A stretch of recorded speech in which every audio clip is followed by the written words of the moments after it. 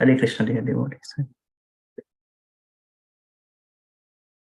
Namo Vishnu Padaya Krishna Prasthaya Bhutale Srimate Bhakti Vedanta Swaminiti Namini Namaste Saraswati Deve Gauravani Pracharine Nirvishesha Shunyavadi Pasyatya Deshatarine Jai Sri Krishna Chaitanya Prabhu Nityananda Shri Advaita Gadadhar Shri Vasari Gauravakta Vrinda Hare Krishna Krishna Krishna Hare Hare Hare Rama Rama Rama Hare Hare Om Namo Bhagavate Vasudevaya Om Namo Bhagavate Vasudevaya Om Namo Bhagavate Vasudevaya Narayanam Namaskrityam Naram Chaiva Narottamam Devim Saraswatim Vyasam Tato Jayam Mudirayet.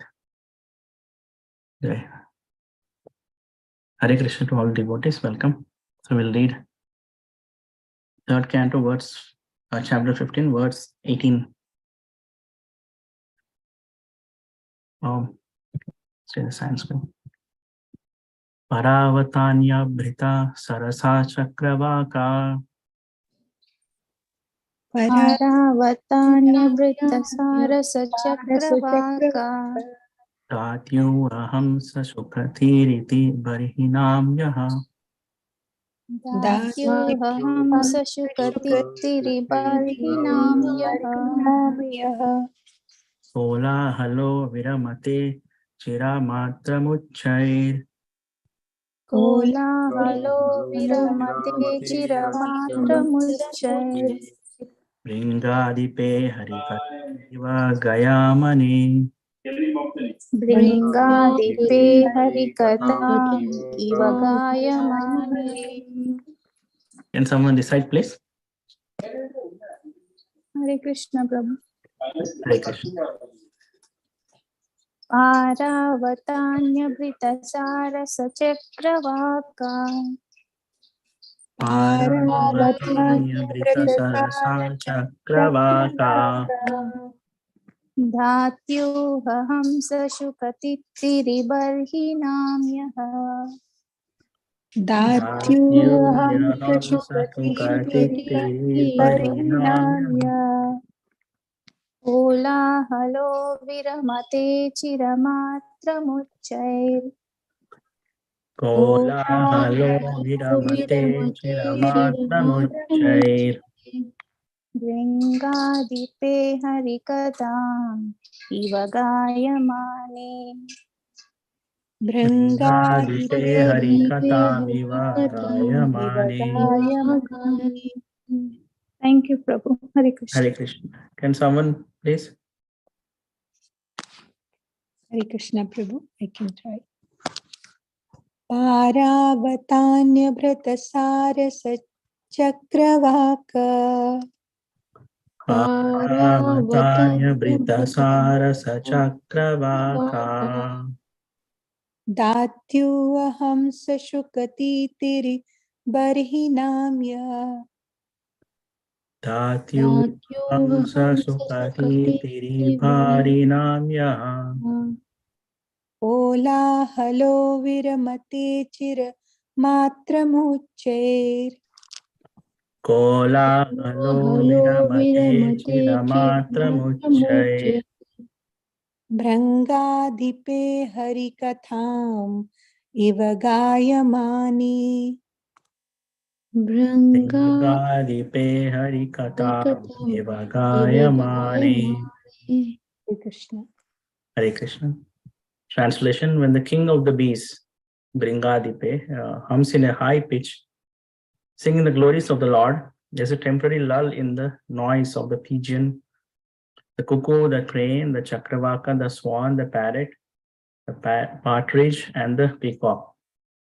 Such transcendental birds stop their own singing simply to hear the glories of the Lord. So here this is spoken by, this is actually a description of Vaikuntha Loka. Lord Brahma is describing these two demigods. So we have arrived at this point. We will need to catch up how we have come to this point where Brahma is describing Vaikuntha Loka, how beautiful it is to demigods. Because Brahma has seen Vaikuntha Loka. Previously we have read that Krishna gives darshan and also shows him the whole Vaikuntha planet to him. So, continuing where we stopped previously, there Brahma, from Brahma's mind, two forms take birth: Swayambhu Manu and Satarupa. And actually, the first human beings actually. So their names are Swayambhu, Manu, and Satarupa.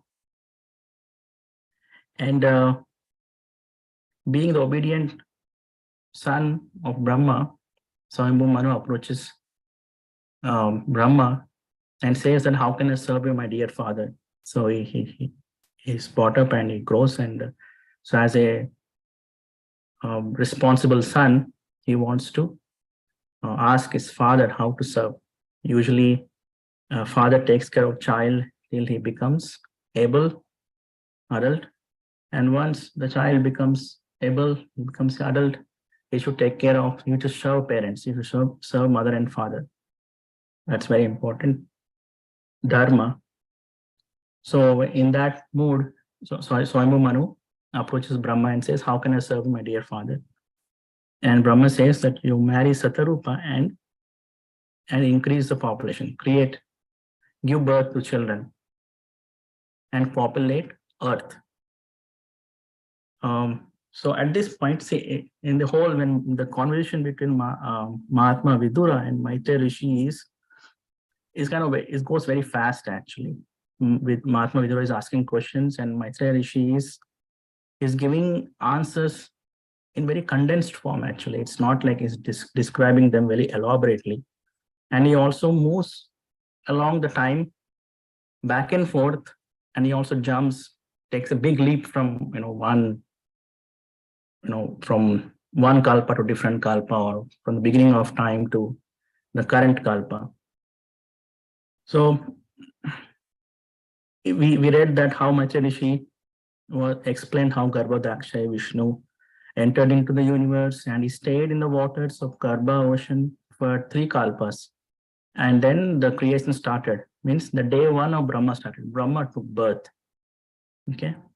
Again, he goes into explaining to answer further questions of Mahatma Vidura. He again goes into explaining how Brahma has created the secondary creations on the day 1 itself. Means then again he jumps into a different current kalpa, current day of Brahma, from there, where he explains what is happening. So here, the current explanation, the situation is, as per the timeline, it is a 51st year of Brahma. The age of Brahma is 51 years.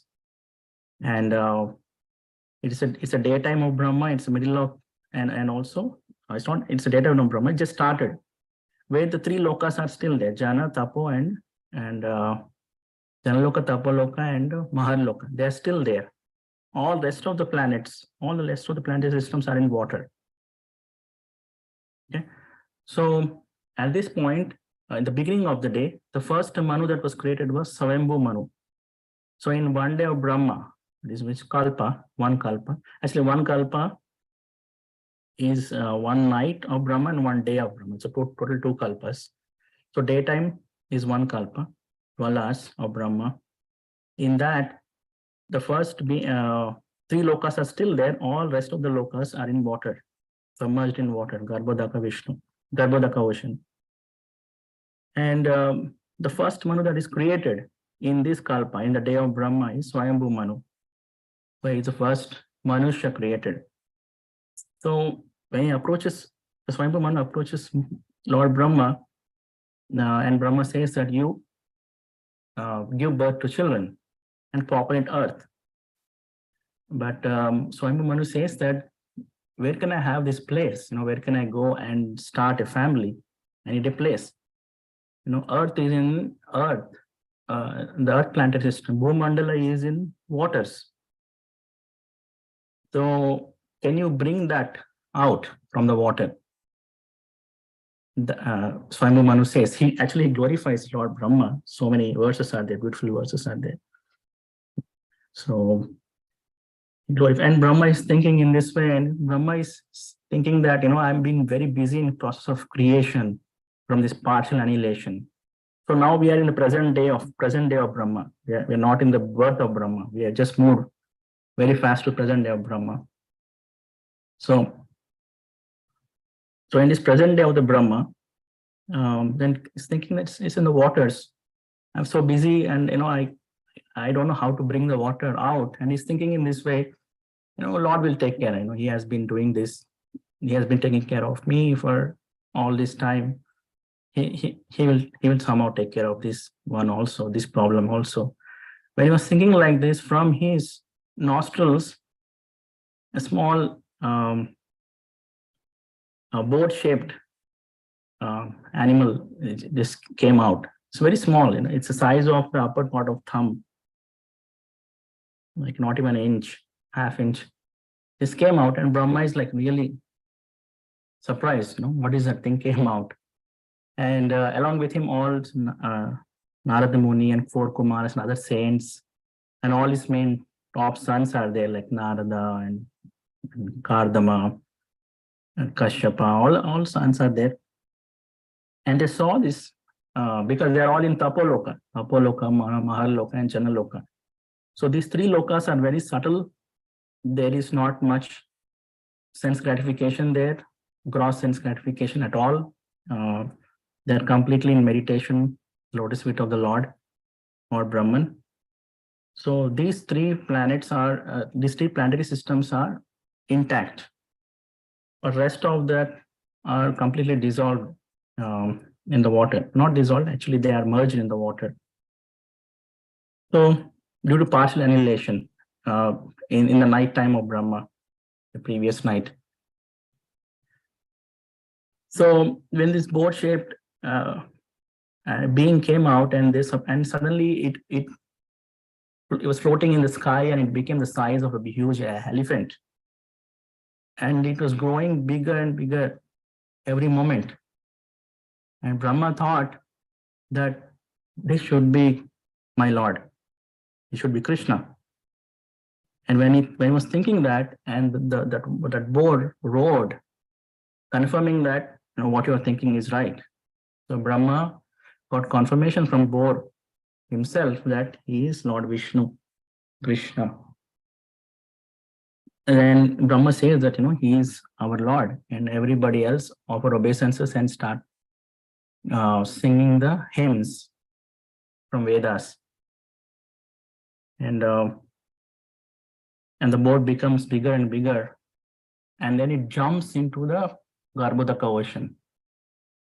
And when the boat jumps into the ocean, the Lord jumps into the ocean, with that force, the water rises, the big waves, there's a cut into the ocean, and the waves rise so high.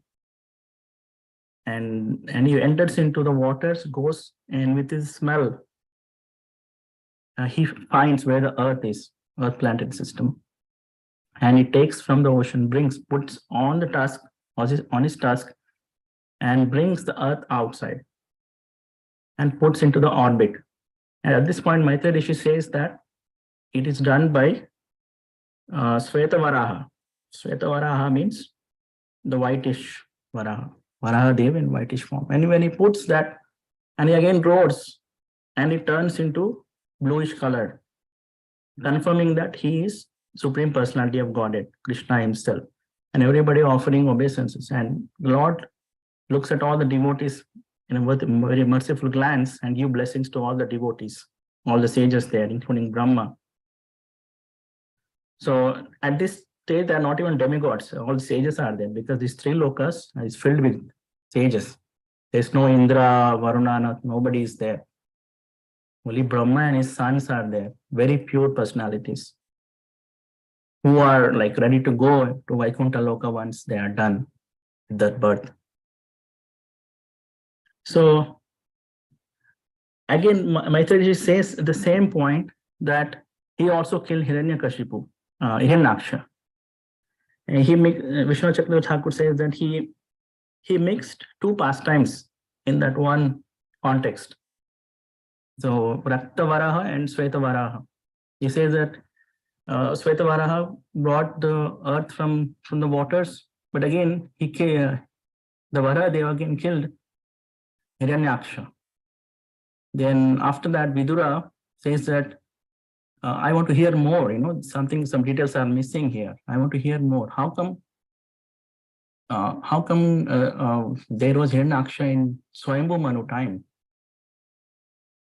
So he obviously got the question in his mind, but he says he want to hear more details.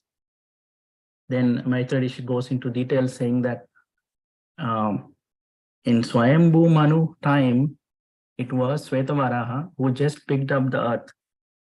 But in Chakshusha Manu time, it is Raktavaraha who actually also picked up the earth, but he also killed Hiranyaksha. So he want to get into details of what is the difference. And also it's Bhagavatam, I'm missing so many, I'm skipping so many points here. How the beauty of Varadev is described very beautifully. Can go back and read the verses, how beautiful the Varadev is. So it's how Varadev is compared. His whole body is a sacrificial arena. His tongue, his mouth, his ears, his nose, everything is a yajna kunda, where you can do your offerings. And Varadev's concept is Bhumi, Bhudevi. So I said this whole earth planetary system belongs to him, because at that, when he touched earth, that is the point he got married to Bhudevi. So Bhudevi is his wife, and she belongs to Varadev. So this earth belongs to Varadev. The earth planetary system belongs to Varadev. Any incarnation that comes here, actually they have to in a way go through Varadev to actually set up their abode. If you take any abode on this planet Earth, somewhere or other Varadev is worshipped in that abode of Lord in one way or the other. So he's very prominent. This whole land belongs to him. And so after that, he asked for details. So Maitreya Rishi started explaining that yes, Swayambhu Manu is the first Manu of the day. There are 14 Manus in a day of Brahma, Kalpa, in one Kalpa of Brahma.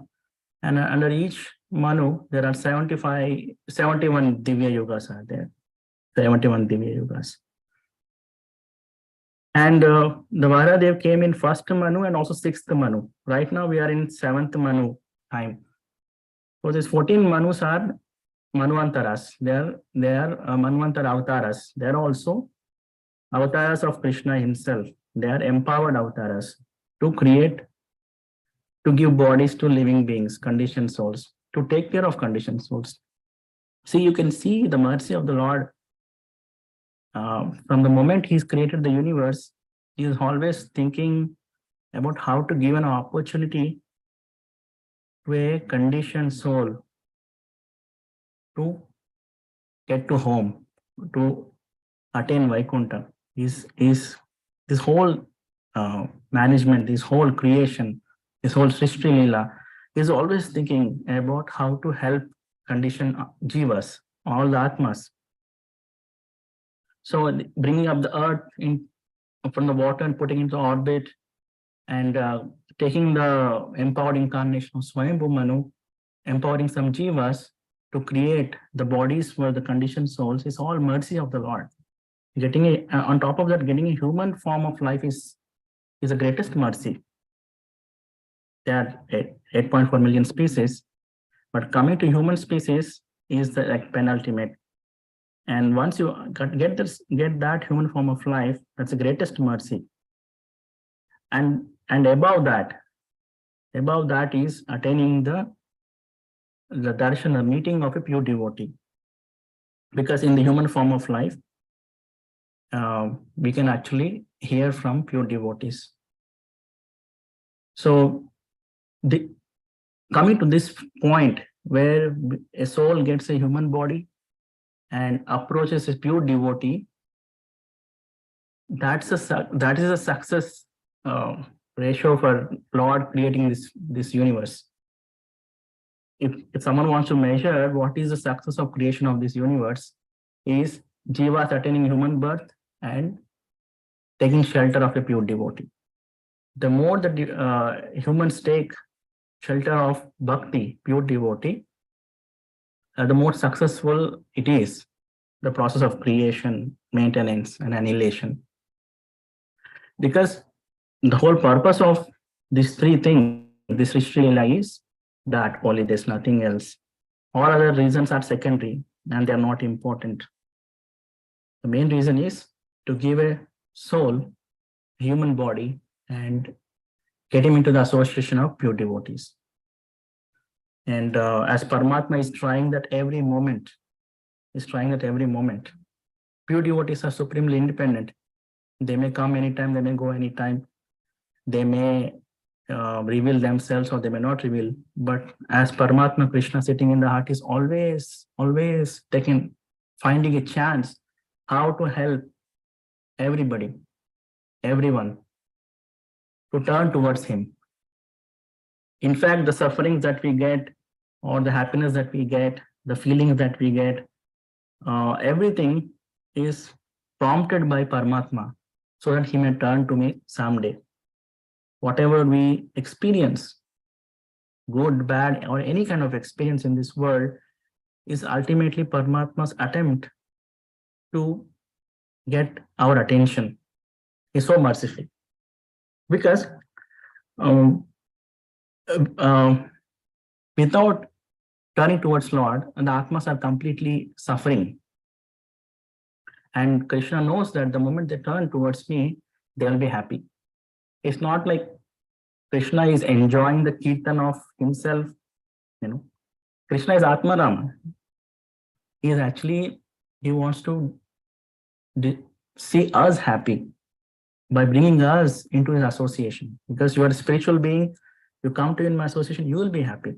So by doing kirtana, actually, Lord becomes so pleased, because that Atma is actually understanding his real position. He's coming to his shelter and becoming happy and joyful. And as a loving father, God, Krishna, sees that and becomes pleased.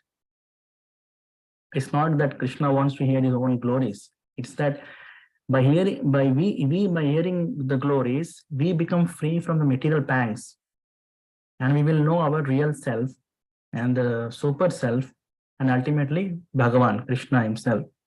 And by this process, Krishna becomes pleased. So when many devotees asked how to please you, some devotees asked Prabhupada, how to please you? He said, you become Krishna conscious, you become good devotees of Krishna. That was the standard answer given by Prabhupada, but he gave many other answers at different times. But he said that if you develop loving relationship with Krishna, then you please me. So that is within the compass of our life, that yes, if we become Krishna consciousnness, Prabhupada will be pleased, Krishna will be pleased, because it gives us ultimate happiness. So coming back to this pastime, so Maitreya Rishi is saying that yes, in Chakshusha Manvantara, Raktavara came and killed Hiranyaksha. But I'll tell you who are these Hiranyaksha? Who is Hiranyaksha and Hiranyakashipu? Who is Hiranyaksha basically? So then he starts getting into the pastime, where once this pastime was narrated by Narad Muni to Dhruva Maharaj. So Maitreya Rishi heard that, and he repeats the same thing to Mahatma Vidura. That once Daksha Prajapati, he had many daughters, but he had 13 daughters, gave to Kashyapa Muni. So Kashyapa Muni had 13 wives who are daughters of Kashyapa Muni, and one of the daughters' name is Diti. So she wanted to have, she gets some she wants to have intimate relationship with Kashyapa Muni at the wrong time. That too at the time of around sunset time. Sunset time is not good to do any kind of unclean things. But Diti provokes Kashyapa Muni. So Kashyapa Muni gives in, and then they get 2 children in the womb. They are Hiranyakashipu and Hiranyaksha. So when they are in the womb of Diti, Mother Diti, for 100 years, and they were in the womb, they are growing in the womb, and there was darkness spreading around the universe, and the demigods were really scared. How come there are so much darkness? All the rishis, sages, and everybody.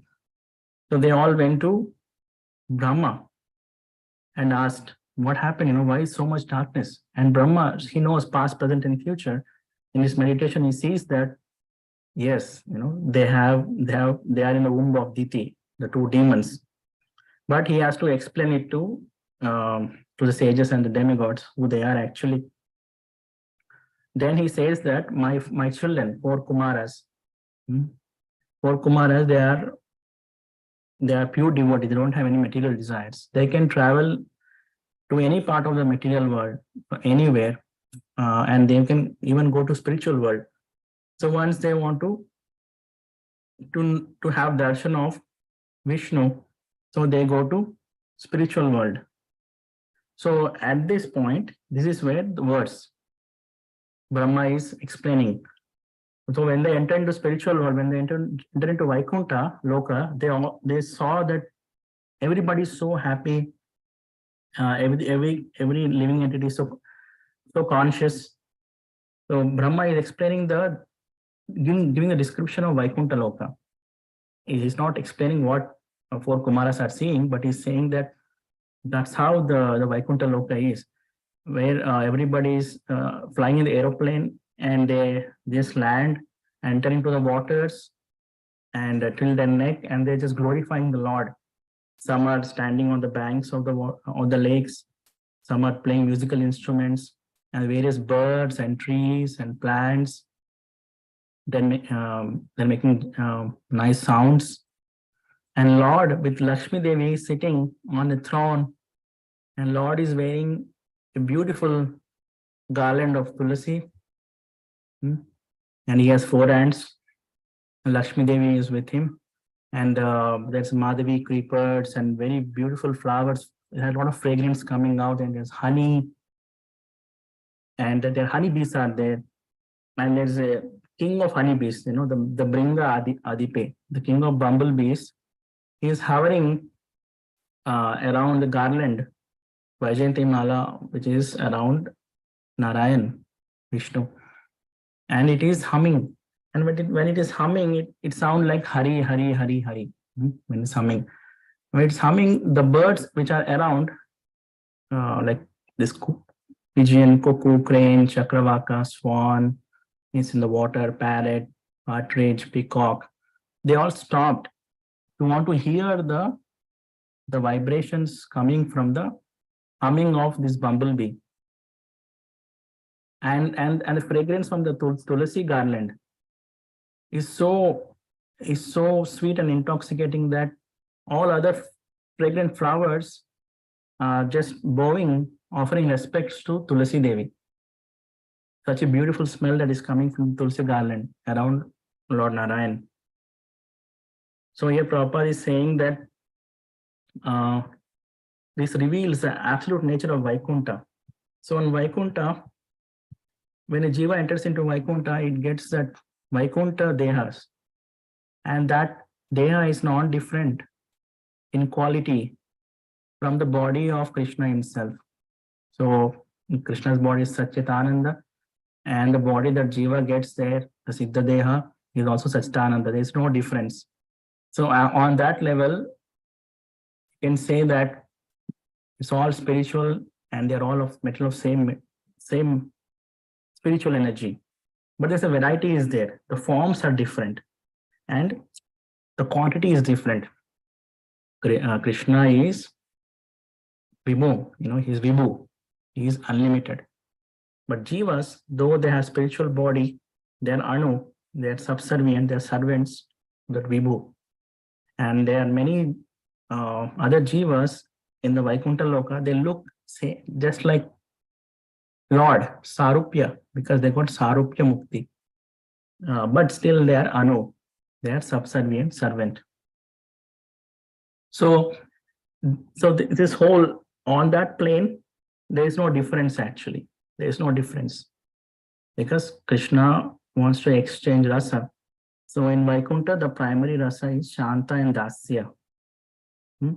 And there is Madhurya only with Lakshmi Devi. Okay? That too, Swakiya, the married mood. So that is what Brahma Deva is explaining, because Brahma's qualification is to see Vaikuntha Loka. He gets a glimpse of Vrindavan previously, but his eternal position is in Vaikuntha Loka with Lakshmi Narayan. So here, when bees are humming, all the other birds, bee is a very small insect with wings, and this cuckoo, pigeon, crane, chakravaka, they are very swan, they are all majestic birds. Why they stopped when bee is humming? So since there is no difference, if somebody is glorifying the Lord, they don't mind who is big or who is small, because everything is equal there actually. They just stopped. They're not envious. Oh, the small bee is humming. Why I should stop cooing? Why I should stop singing? The bee is humming, is doing kirtan of Lord. So even the mighty birds stopped making their sounds, the parrot and chakravaka, and they're hearing the kirtan of the bee. So there is no enviousness in Vaikuntha. And obviously there is no sense gratification, because everybody is serving Krishna's senses, Rishikesha, Krishna's senses. So it means they are serving the senses of Supreme Personality of Godhead, within whom there is a super self, within whom there is a self. If you satisfy the senses of the superset, then obviously the senses of subset are taken care, right? So they don't even bother. If you just satisfy the senses of Krishna, automatically your senses are satisfied. Because if we try to satisfy our own senses, we will never be able to satisfy it. We'll never be able to satisfy it. But if we satisfy Krishna's senses, then the power of bhakti is so great that the unsatisfiable senses will be satisfied. And here Prabhupada is giving an example that in material world, even as enjoys his own sound vibration. But in spiritual world, the Vaikuntha, the birds, they're singing so beautifully, making nice, beautiful noises, but they stopped when hearing the glories of the Lord from the bee, which is hovering around the neck of the Lord Narayan. So here Prabhupada is concluding that spiritual world, in Vaikuntha world, the principle of bhakti is Shravanam and Kirtanam. So this is what it is, beauty of bhakti. Sadhana and sadhya are same. In other margas, sadhana and sadhya are different. Jnana, karma, dhyana, hatha, ashtanga. The sadhana is different and sadhya is different. You do one kind of sadhana, but you are looking for a different kind of result. But in bhakti, your sadhana is same. And when you attain perfection, you do the same thing. Here you do Shravanam and Kirtanam, Vishnu Smaranam, Padasevanam. When you become perfect, you still do the Shravanam, Kirtanam, Vishnu Smaranam, Padasevanam. So in Chakshusha Manu Rakta Vara came and he killed Hiranyakashipu. Then the story is continuing, like how Hiranyaksha took birth, how Hiranyakashipu took birth. So that's where in that direction Brahma is explaining, how in that beautiful Vaikuntha Loka, when 4 Kumaras entering, what happens? What happened after they entered? And how come this universe is becoming dark by the birth of 2 demons? And Diti, the mother Diti, she knows that the 2 demons are in her womb. And Kashyapa Muni says that these 2 demons are actually devotees of the Lord and they'll be killed by Lord. So being mother, she's a little worried, but she's still happy that they'll be killed by Lord. But again, her grandson, Prahlad Maharaj, will take birth and he'll be a great devotee and he'll glorify the lineage of the demons. Because Prahlad Maharaj is a son of Hiranyakashipu and is an Asura Kula in the demon family. He glorifies her family. So she is happy. She is okay. She says that, okay, as long as my sons are not killed by any demigods or anybody, if they're killed by Krishna, that's fine. And Prahlad Maharaj will take birth in my line. I'm very proud of it. He'll be great devotee of the Lord. So in being intimate in the wrong time, especially in the evening time, around sunset time, dusk time, is very dangerous, because at this time, Lord Shiva travels. And when he's traveling, along with him, all his entourage of ghosts are also traveling. And if anybody is doing any adharmic activities, this ghost will take over. So at that time, if anybody is doing any unclean activities, this ghost will take birth in their womb. So because that's how Lord Shiva curses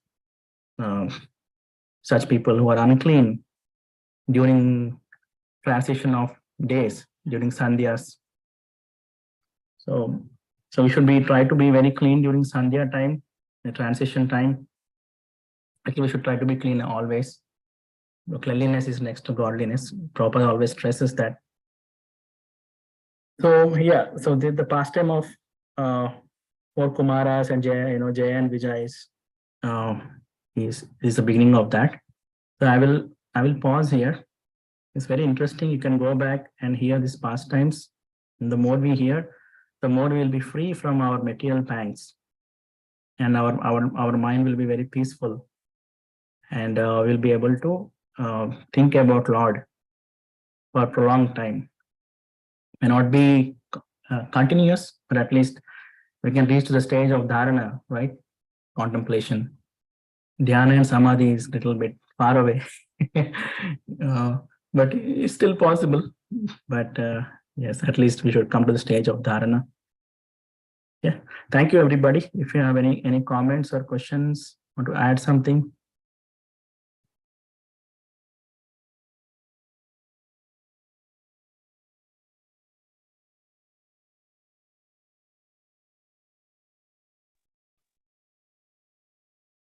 Hare Krishna Prabhu. Hare Krishna Prabhu. Yeah, thank you so much for the katha today. So it's so interesting to hear today's katha about these birds and honeybee. But you took us to different level, Prabhu, about discussing about different pastimes. Thank you so much. Hare Krishna. Hare Krishna. Thank you, Prabhu. So there is no enviousness. Everybody is on equal platform in Vaikuntha Loka. So, but there's a variety as well there. Yeah, so I was hearing some other katha today, Prabhu. So the same point repeats there also. So the enviousness, if we have that, then it is like we cannot get the actual from the Shastras, especially Bhagavad Gita, Srimad Bhagavatam, we cannot completely understand that. But we all have it, and to get rid of it, again, you need to hear the same. So that was a discussion point as part of Bhagavad Gita, one of the video which I was listening today. So how important to work on that, getting rid of that enviousness, which is yes, yes, Prabhu. Yeah, enviousness is it's a very gross form of avidya. Envious and pride These two are very gross form of avidya. So when we hear Krishna's pastimes, the avidya will go away. So eventually enviousness and pride will also go away. But the thing is, somehow, somewhere we have to humble and surrender to at least, someone, some pure devotee. And here, then these two things will go away. Avidya will go away. So if someone is so envious and so proud, how can they surrender to pure devotee? So for that, Krishna will take care of that. Krishna will take care of very interesting ways. So, Thank you, Prabhu. Thank you, Prabhu. Hare Krishna. Hare Krishna. How we took care of Nalakuvara and Manigriva. Krishna Prabhu. We will pause here. Vrindaya Tulsi Devi Priya Kesha Vishnu Bhakti Pradev Satyavati Namo Namah. Vancha Kalputarubhyascha Kripa Sindhubhyavascha Paritanam Pavanebhyo Vaishnavebhyo Namo Namah. ग्रंथराज Shrimad Bhagavatam की जय, कोटि वैष्णव वृंद की जय, श्रील प्रभुपाद की जय, निताय गौर सीतानाथ प्रेमानंद। हरि हरि बोल। Hare Krishna. Hare Krishna. Hare Krishna. Thank you so much. Thank you Prabhu. Hare Krishna. Hare Krishna. Hare Krishna. Thank you, Prabhuji. Hare Krishna.